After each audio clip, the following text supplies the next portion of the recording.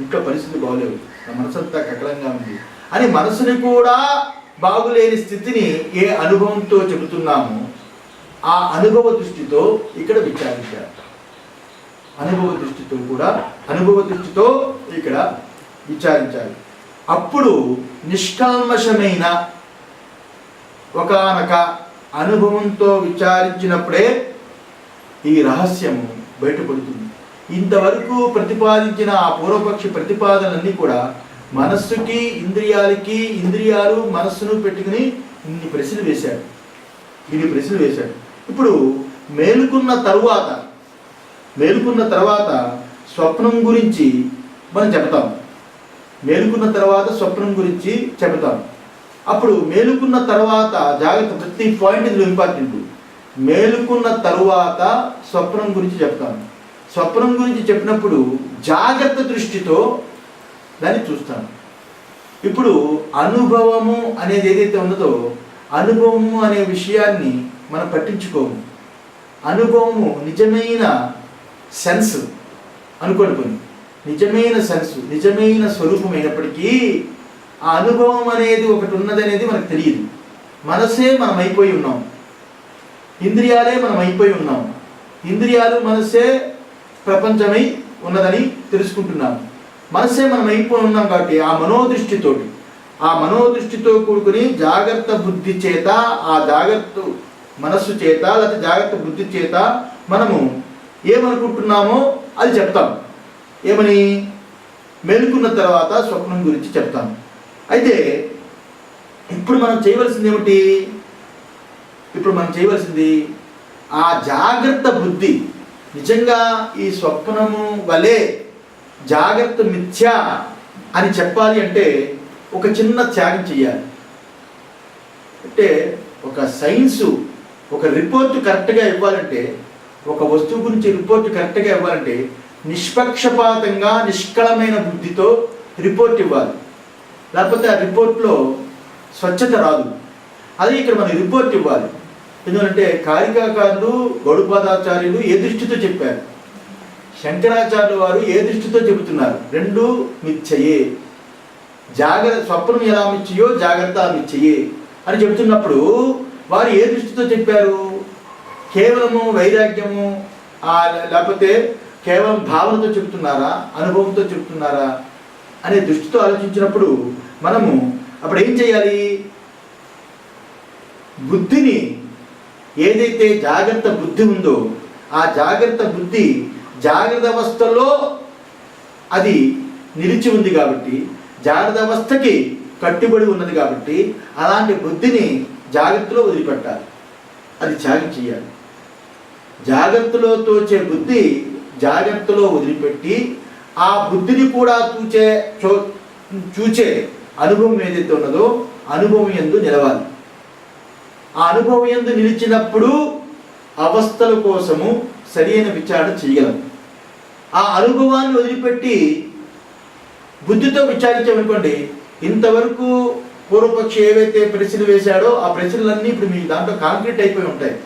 ఎందుకంటే బుద్ధికి బలం వచ్చేసింది. అందులో ఇవాళ టిఫిన్ ఉండదేమో, చాలా బలంగా నిశ్చయంగా కరెక్ట్ ఇంతవరకు సరైన ప్రశ్న వేసాడు ఒక్క మగాడు, బాగా వేశాడు ఆ పూర్వపక్షి అని అనిపిస్తుంది. ఎందుకంటే ఆ బుద్ధి ఏదైతే ఉన్నదో మా తాతగారు అయితే అక్కడ నిలబడిపోతారు. బుద్ధి పెట్టుకొని ఈ యొక్క స్వప్నము గురించి జాగ్రత్త గురించి ఈ రకంగా ఏదైతే ప్రశ్న వేశాడో ఆ బుద్ధి ముందు ఆ జాగ్రత్తలో వదిలిపెట్టాలి. అది త్యాగం చేయాలి. జాగ్రత్తలో ఆ బుద్ధిని వదిలిపెట్టి ఎవరైతే జాగ్రత్తను కూడా, జాగ్రత్తలో బుద్ధిని వదిలిపెట్టి కాదు, జాగ్రత్తను కూడా వదిలి, జాగ్రత్తలో ఆ బుద్ధిని వదిలిపెట్టి జాగ్రత్తను కూడా వదిలి. అంటే జాగ్రత్తను ఎలా వదులుతామండి? సుషుప్తిలో వదలటం లేదా? సుషుప్తిలో జాగ్రత్త లేకుండా సుషుప్తిని చూడటం లేదా? జాగ్రత్తను వదిలి స్వప్నాన్ని చూడటం లేదా? స్వప్నాన్ని వదిలి జాగ్రత్తలోకి రావటం లేదా? వస్తున్నాను స్వామి, నిజమే. స్వప్నాన్ని వదిలి జాగ్రత్తలోకి వస్తున్నాను, జాగ్రత్తను వదిలి స్వప్నానికి వస్తున్నాను, సుషుప్తిలో జాగ్రత్త స్వప్నం రెండు వదిలి సుషుప్తిలో ఉంటున్నాను అన్నప్పుడు ఆ దేనితో వదిలి నేను జాగ్రత్త స్వప్నము రెండు వదిలి సుషుప్తిలో ఉంటున్నాను అంటున్నావో అలా రెండింటినీ దేనితో వదులుతున్నావో ఆ అనుభవంతో చూడు. ఆ అనుభవంతో చూడు. నువ్వు బుద్ధితో వదలటం లేదు, బుద్ధితో వదలటం లేదు. ఇందువల్ల బుద్ధి జాగ్రత్తలో వదిలిపెట్టి జాగ్రత్త కూడా పూర్తిగా, జాగ్రత్త అవస్థను కూడా పూర్తిగా బుద్ధితో పాటు జాగ్రత్త అవస్థ రెండింటినీ తొలగించుకుని సుషుప్తిని పొందుతున్నాం. అదే అనుభవంతో చూడు. అదే అనుభవంతో చూసినప్పుడు నీకు స్వప్నము అనేది ఏదైతే ఉన్నదో స్వప్నము యందు నువ్వు అదే బుద్ధితో చూడు. ఎలా చూడాలి? ఈ స్వప్నం గురించి, స్వప్నం యొక్క అనుభవాన్ని ఒక్కసారి నీ అనుభవం ఎందుకు గుర్తు తెచ్చుకో. స్వప్నానుభవాన్ని నీ అనుభవం ఎందుకు గుర్తు తెచ్చుకో. స్వప్నానుభవాన్ని నీ అనుభవం ఎందుకు గుర్తు తెచ్చుకున్నప్పుడు స్వప్న సమకాలంలో, స్వప్నం అనుభవించే స్వప్న సమకాలంలో అక్కడ నిలిచినప్పుడు ఆ కళ ఒక్కసారి అనుభవానికి తెచ్చుకోవాలి. ఆ కళని ఒక్కసారి అనుభవానికి తెచ్చుకుంటే, దాన్ని బాగా విశ్లేషిస్తే నిజమైన తీర్మానం ఏంటో తెలుస్తుంది. నువ్వు జాగ్రత్త బుద్ధితో కూడుకుని, జాగ్రత్త అంతా సత్యంగా కనిపిస్తుంది కదా, స్వప్నం అనేక స్వప్నాలు వచ్చాయి, జాగ్రత్త లేదు కదా, అది కంటిన్యూటీగా వస్తుంది, అది కంటిన్యూటీ లేదు కదా అని జాగ్రత్త బుద్ధితో నువ్వు నన్ను అడగకూడదు. ఎందుకంటే వేదాంతం అనేది జాగ్రత్త బుద్ధి ఏదైతే ఉన్నదో, జాగ్రత్త ప్రపంచ విషయాలు, జాగ్రత్త అనే వ్యవస్థకి సంబంధించిన వ్యవస్థ, జాగ్రత్త బుద్ధితో కూడుకున్న బుద్ధి సర్వము నువ్వు తద్విద్ది ప్రణిపాతేన పరిప్రశ్నేన సేవయ అని సర్వము బుద్ధి మొదలుకొని, మనస్సు మొదలుకొని, ఇంద్రియాలను మొదలుకొని, ఇంద్రియాలకి సంబంధించిన భోగ విలాసమైన ప్రపంచాన్ని వదిలిపెట్టి, అన్నీ వదిలిపెట్టి సాష్టాంగ నమస్కారం చేసి గురువు దగ్గరికి వచ్చావు. గురువు దగ్గరికి వచ్చిన అన్నీ వదిలిపెట్టావు కదా, ఆ వదిలిపెట్టే తీర్మానం ఏదైతే ఉన్నదో ఆ తీర్మానంతో నిలబడు. మళ్ళీ ఆ బుద్ధిని నువ్వు క్యాచ్ చేసి, నువ్వు మా బుద్ధితో నా ప్రశ్న అనుకో, నువ్వు దొంగ అవుతావు. ఎందుకంటే నాకు ఇచ్చేసిన బుద్ధి, నా యందు ప్రణిపాతం చేసిన బుద్ధి మళ్ళీ తిరిగి నువ్వు ఎలా తీసుకుంటావు? ఆ బుద్ధిని అలా వదిలే, ఆ ప్రపంచ భోగాలు వదిలే, ఇంద్రియాలు వదిలి, ఇవన్నీ వదిలి, అవన్నీ వదిలేసిన తర్వాత నేనేం చెప్తాను నీకు? ఇవేమీ లేని అనుభవాన్ని చూపిస్తున్నా. ఆ అనుభవం యందు నిలబడు, ఆ అనుభవం యందు నిలబడు. అలాంటి అనుభవంతో ప్రశ్న వేసినప్పుడు స్వప్నము నిజంగా స్వప్నమే కాదని తెలుస్తుంది. స్వప్నము ఆ అనుభవం యందు నిలబడి స్వప్న సమకాలంలో స్వప్నాన్ని చూసినప్పుడు, ఆ అనుభవంతో చూసినప్పుడు స్వప్నము కాదనే తెలుస్తుంది నీకు. అంటే అర్థం ఏమిటి? జాగ్రత్తనే తెలుస్తుంది. అనుభవంతో చూసినప్పుడు స్వప్నం కాదు, అది జాగ్రత్తే. జాగ్రత్త బుద్ధితో చూసినప్పుడు ఈ దొంగ బుద్ధి అది స్వప్నం అని చెప్తుంది. ఇది పెట్టింది ఆ పేరు, మేం పెట్టలేదే. నువ్వేదైతే స్వప్నం అనుకుంటున్నావో స్వప్న సమకాలంలో అది జాగ్రత్త అయినది. ఏదైతే జాగ్రత్త అనుకుంటున్నావో ఈ జాగ్రత్త వలె మిథ్య, ఈ జాగ్రత్త ఆ జాగ్రత్త వలె మిథ్య, రెండూ మిథ్య అని చెప్తున్నాం. స్వప్న అనుభవ సమకాలంలో నిలిచినప్పుడు అది స్వప్నము కాదు, జాగ్రత్తే అయ్యున్నది. ఈ రకంగా వేదాంత విచారణ చేస్తున్న సమకాలంలో ఇది ఇప్పుడు వేదాంత విచారణ లోకంలో చేస్తూ ఉంటారు కదా, ఏమని? ఇది జాగ్రత్త, అది స్వప్నము, తర్వాత వచ్చేది సుషుప్తి, సుషుప్తిలో బీజం ఉన్నది అని ఈ రకంగా తెలుసుకుంటే ఉపయోగం ఉంది.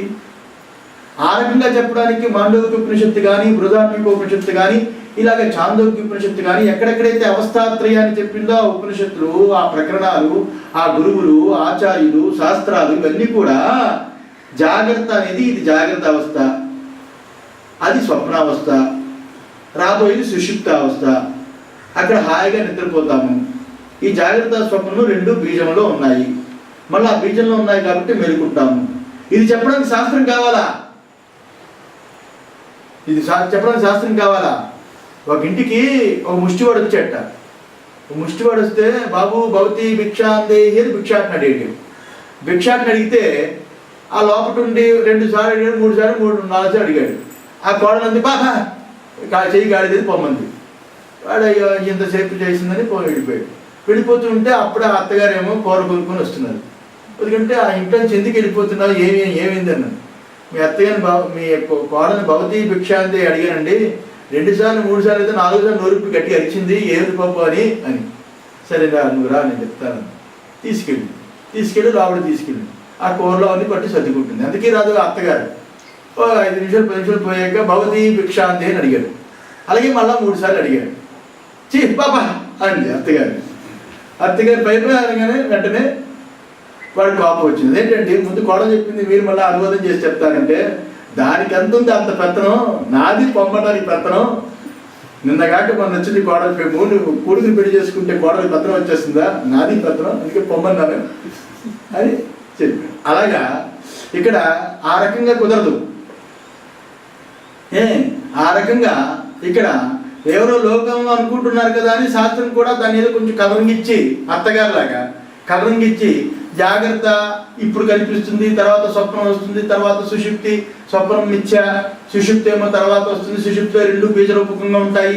ఆ బీజరూపకంగా ఉన్నప్పుడు అక్కడ నిద్రమత్తుగా ఉంటాము, లీనమై ఉంటుంది ఆ మనసు బుద్ధి అన్ని. ఆ మనసే బుద్ధి అవే మళ్ళా స్వప్నం నుంచి లేచి జాగ్రత్త పొందుతుంది. లేకపోతే జాగ్రత్త పొందకపోతే అక్కడ జీవుడు అక్కడి నుంచే ఆ సుషుప్తి నుంచి జీవుడు మళ్ళీ అక్కడి నుంచి లేవకపోతే అక్కడి నుంచే ముక్తిని పొందుతాడు. అందువల్ల ముక్తి పొందకుండా మళ్ళీ పైకి పోకుండా వస్తున్నాడు అంటే లోపల బీజరూపకంగా ఉన్నాడు, మళ్ళీ వాడే పైకి వస్తున్నాడు అని చెప్పడానికి శాస్త్రం ఎందుకురా? శాస్త్రం అక్కర్లేదు కదా. అందువల్ల ఈ రకమైన చర్చ మాండుక్యంలో కానీ బృహదారణ్యకంలో కానీ ఇందులో ఈ రకమైన చర్చ గురించి కాదు. ఈ అవస్థలు ఎవరి యందు తోస్తున్నాయో, ఎవరి యందు నిలుస్తున్నాయో, ఎవరి యందు అడుగుతున్నాయో ఆ అనుభవంతో చర్చిస్తుంది. ఆ అనుభవంతో ఇక్కడ విచారించాలి అవస్థాత్రయాన్ని. లోక దృష్టిని వదిలిపెట్టాలి, వైదిక దృష్టిని వదిలిపెట్టాలి. అందుకనే వైదికుడే కావాలి దీనికి. వేదాంత విచారణ కన్నానికి కారణం ఏంటంటే వైదికుడు అంటే వైదిక బ్రాహ్మణుడు. వైదిక బ్రాహ్మణుడు అంటే శాఖా బ్రాహ్మణుడు కాదు. వైదిక బ్రాహ్మణుడు అయితే ఎవడైతే అగ్నిహోత్రాది వైదిక కర్మలు చేస్తూ ఉంటాడో సమిత్పాణి శ్రోత్రియం సా బ్రహ్మని తస్మాత్ గురుమేవాభి గచ్చేది. ఎప్పుడు కూడా అగ్నిహోత్రాది కర్మలతో ఉండి అలాంటి వాడు ఎవడైతే ఉంటాడో అలాంటి వాడు అంటే వైదిక దృష్టి కూడా తెలియాలి వాడికి. లౌక దృష్టి ఒకటే తెలిస్తే వైదిక దృష్టితో ఇంకోటి కొట్టేస్తాడండి. మనం ఎంత చెప్పినా లోకంలో లోక దృష్టితో వాడు వచ్చాడు అనుకోండి, వాడికి వైదిక దృష్టి తెలియదు అనుకోండి, ఇంకోడో వైదికంలో ఉన్న వేదంలో ఉన్న ఆ యొక్క పదాలు చూపించి వైదిక దృష్టితో కొట్టేస్తాడు.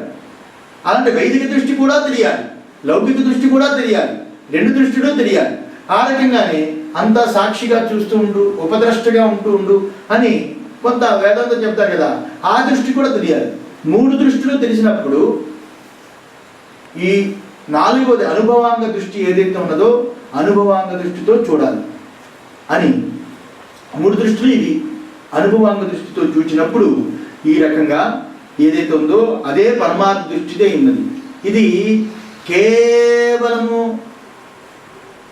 తర్క దృష్టి కాదు, అంటే ప్రమాణ దృష్టి కాదు, ఇది అనుభవాంగ దృష్టి. అనుభవాంగ ప్రమాణంతో కూడుకున్నది. అక్కడ చెప్పాను కదా, అక్కడ హేతుత్వా అంటే దృశ్యం అవడం చేత అని. ఏది దృశ్యము? జాగ్రత్త దృశ్యం అవడం చేత. జాగ్రత్త దృశ్యం అని ఎలా చెప్తున్నారు? స్వప్న దృశ్యం వలె జాగ్రత్త దృశ్యం కూడా మిథ్య. స్వప్న దృశ్యత్వాత్ అని అక్కడ దృష్టాంతము హేతువు చెప్పి స్వప్న దీనిలాగే అది దేంతో చెప్పాడు? అనుభవాంగ దృష్టితో చెప్పాడు. అనుభవంతో నిలిచినప్పుడు స్వప్నం గురించి జాగ్రత్త గురించి తెలుస్తుంది. ఈ రకంగా ఆ దృష్టితో చెప్పింది కాబట్టే శృతి సప్తాంగ 19 ముఖ అని చెప్పింది. సప్తాంగ 19 ఇది అనుభవాంగ దృష్టి.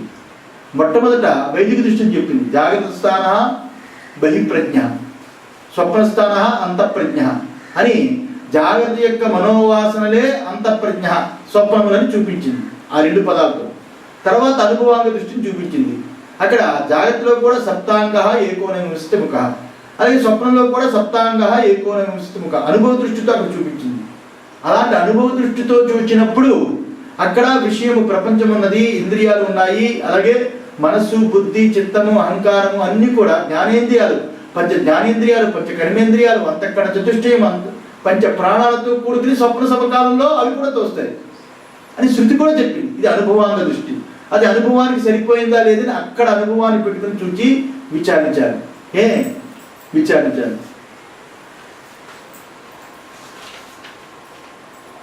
ఇప్పుడు ఇంతవరకు మనము ఏం చేశాము? ఇదివరకు ఉన్న జాగ్రత్త మనస్సే స్వప్నంలో ఉంటుంది అని కదా విన్నాము. జాగ్రత్త మనసే స్వప్నంలో ఉంటుంది అని జాగ్రత్త దృష్టితో చూసాం, మనోవాసనలు అని జాగ్రత్తతో చూసాం. కానీ ఇప్పుడు 19 ముఖాలు అని ఏదైతే శృతి చెప్పిందో, నిజంగా జాగ్రత్త వాసనలే మనోవాసన అయితే శృతి అలాగ అబద్ధం చెప్పకూడదు, 19 ముఖాలు అని చెప్పకూడదు. వాసనలు అంటే అక్కడ ఇంద్రియాలు ఎందుకు, అంతకన్నా ఉందని అంటున్నారు కదా. ఈ మనస్సు అక్కడే ఉంటే దాని కంటిన్యూటీ చెప్పవచ్చు కదా. అక్కడ కూడా 19 ముఖాలని చెప్పడం ఎందుకు, అక్కడ కూడా ఇంద్రియాలు అన్నీ చెప్పడం ఎందుకు? ఈ రకంగా చెప్తున్నందుకు అనుభవ దృష్టితో ఏ అవస్థకి ఆ అవస్థ ప్రత్యేకము అని చెప్పినట్లుగానే అని చెబుతూ ఇప్పుడు సిద్ధాంతం చెప్తున్నాడు. యా అన్నపానాదీనా సా స్వప్నే విప్రతిపద్యతే. చెప్పనా, ఇది అవ్వదు, రేపు చెప్తాను. ఓం సహనా భవతు సహనో భునక్తు సహ వీర్యం కరవావహై తేజస్వినావధీతమస్తు మా విద్విషావహై. ఓం శాంతి శాంతి శాంతి.